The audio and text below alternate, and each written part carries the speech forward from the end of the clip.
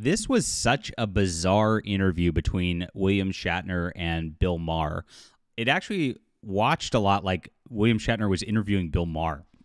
And if you see it, he asks some questions like, "Why do you think the Democrats lost?" And Bill Maher launches, and that seems to be how it goes. Very odd.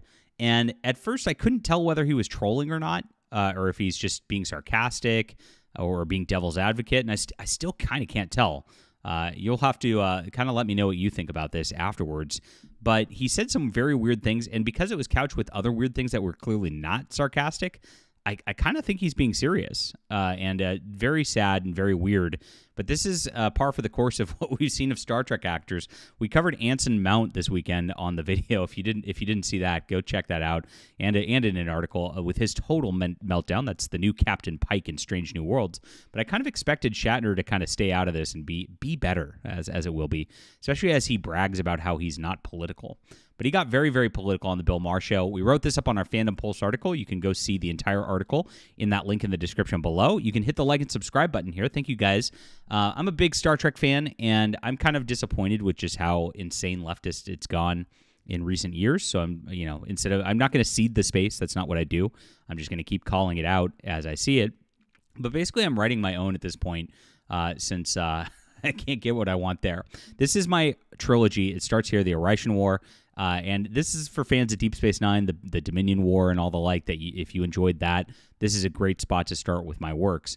It's a 3-book trilogy about a spy who embeds himself on an alien starship, gets himself genetically modified to look like one of them. In those classic episodes where, you remember when they go spy and pretend to be Romulans and the like. I kind of started with that as a base for what I was doing. And it escalates from there into something really big. It's a great 3-book trilogy and builds, the storyline goes really, really well. And what I'm doing now is I'm actually writing a new trilogy that is a continuation of this, but it starts with a space exploration. So I'm in the middle of the 2nd book right now. I'm doing it for National Novel Writing Month. As you can see, I'm calling the book, book 2, the Safe Spaces. And it is that the title is just a commentary on how all these people are moving to blue sky and trying to rid themselves of the real problems of the world and the like. And so I'm having fun with this. This is where you should start for now, though, because those books are going to be coming out next year once I get all 3 of them written. And we are going to just make Star Trek great again. If they can't do it, I can do it better, and I can do space exploration better. Check out my writing. If you love science fiction, it's in the description below. Ebook, print, and audio. Thank you guys so much for supporting us. So like I said, William Shatner gave this lengthy interview. It was like an hour and a half. And odd on this front. Just right away, the choices people make are very obvious on where they are on the political spectrum and the like. He'll go on Bill Maher, talk with him for an hour and a half.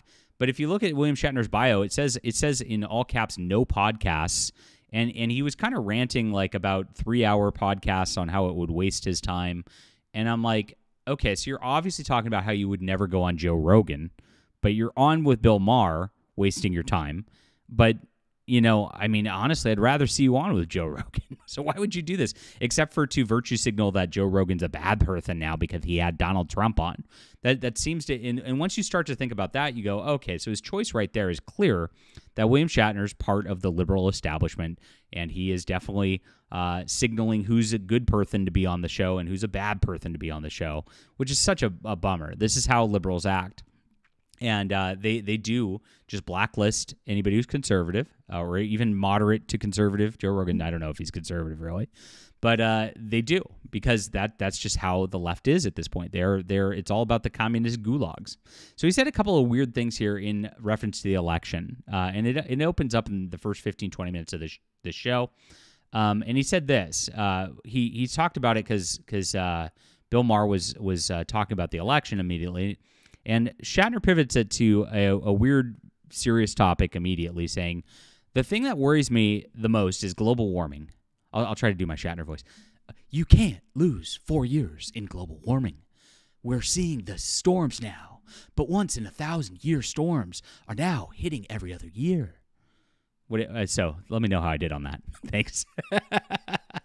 And so you see this, and he's talking about global warming, the settled science, etc. Of course, it all seems to be malarkey, as Joe Biden likes to say, and most of us do not believe that, and we're just like, this is nonsense. Not like Biden and anything would be doing anything to actually curtail or stop global warming anyway. That's another thing. Like, trying to get electric cars out there is not going to help. Doesn't do anything. But hey, burn more coal from the coal plants to pay for those electricity bills. Whatever.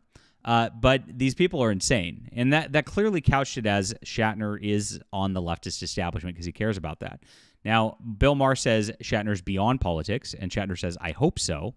As they launch into politics. And this is the weird thing. They always do this. They pretend they're not political by being political, and then they'll be like, an identity's not political. They always like say their political talking points are not political for some reason, like global warming somehow beyond politics. It's not. It is. It is an extreme leftist grift, and we know it. So he says in this, this is Shatner, I don't know why the Democrats lost. I don't understand.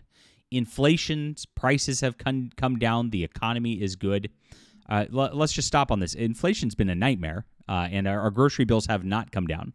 By the way, prices don't come down generally, Shatner. Prices for groceries and the like maybe stopped growing as quickly, but they still are up. They didn't come down. My grocery bill is still a disaster. And thank you guys for supporting our channel here and supporting our work because I need that to feed my family.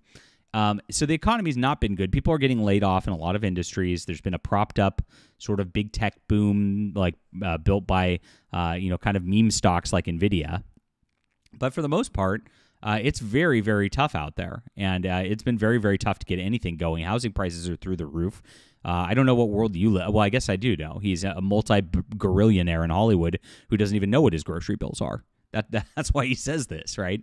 And this is how you get into that like rich Hollywood elite does not understand why a normal person doesn't like things because the economy's fine for them. It doesn't matter whether a gallon of milk is $1 or $10, right? It's all the same to him with his however many millions he has.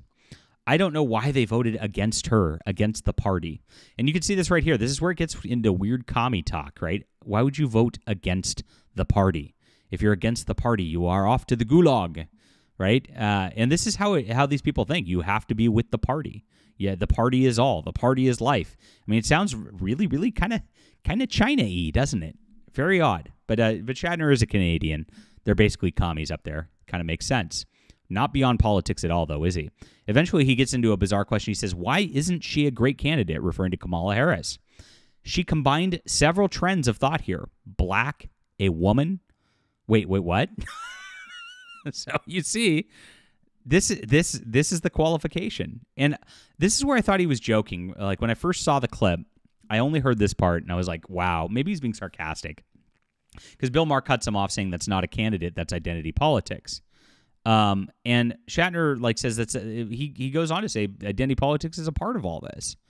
And that's why I had to watch this interview and actually let you know, I don't think he's being sarcastic. I think he's having a conversation about this, and he seriously thinks that being black and a woman is a good qualification to be president. And that's where these people are insane. This is exactly why you lost, Hollywood.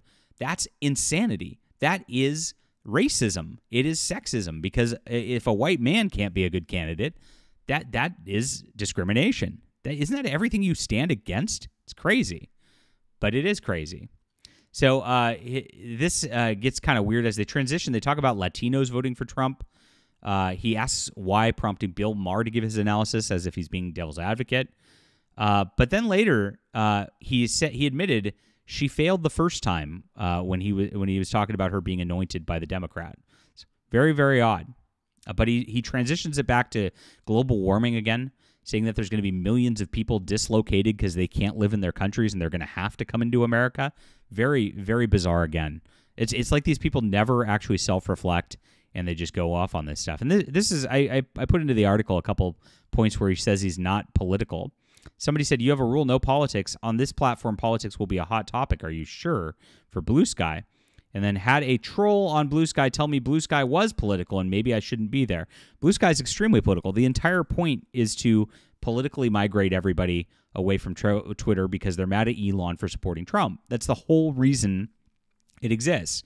Now, to Shatner's credit, he still is on X and still mostly talking not about politics, but you can see that he's getting very political and is being, quote, apolitical, and it's not really something that is endearing about the former Captain Kirk. Leave a comment down below with what you think about this. Hit the like and subscribe button. Make sure to sign up for my Fandom Poll Substack in the description below. Get your articles in the morning.